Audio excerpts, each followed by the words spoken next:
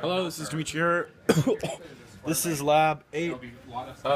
Here's our calculations for how we did our resistor values. And for the first stage, we are using 1.2K and 100 ohm resistor values. Here's our circuit setup. It looks wonderful. Here is our gain and frequency graphs. And you can see that our negative 3 dB point, since our gain starts out at 1.5, negative 3 lower than that is negative 1.5, which, if you trace over here, is a little bit over, little bit under 100K, or over 100K, which is pretty close to 90, which is what we calculated.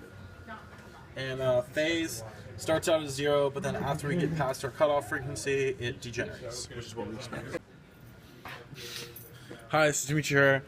Lab 8, part 2. Now we set up the second part of our circuit. It's on the bottom right off amp. We're using 1.1K and 825 ohm resistor values. And in order to achieve this, we used a 1K in parallel with 100 ohm, which is why it's so crazy.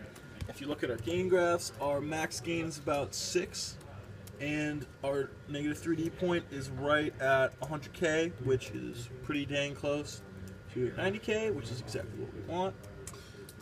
Our phase goes out of phase faster than before, which is a little bit different than the first stage, but yeah. Hi, this is Dimitri here.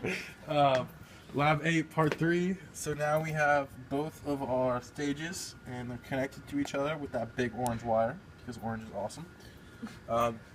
Here's our graph. As you can see, it looks a lot nicer. Our gain is about 6-ish for a while, and then it drops off right at about 90K hertz, and then falls down. Our phase constant for a while, but as we get closer and closer to the cutoff frequency, it gets worse and worse till it's 180, and then yeah, you get the idea. Hi, it's Dimitri here. This is Lab 8, part 4. So here we have all of our different waveforms, and so on the left you have low frequency, and then it gets higher as you go on. So our rise and fall times are staying the same, and that's due to charging our capacitors. But as our frequency gets faster, there's less time after they reach their max before they go back down again, and then it almost looks like a sine wave at a very high frequency. Does that make sense? And then because it's at this higher frequency, you can see our phase is out of phase now.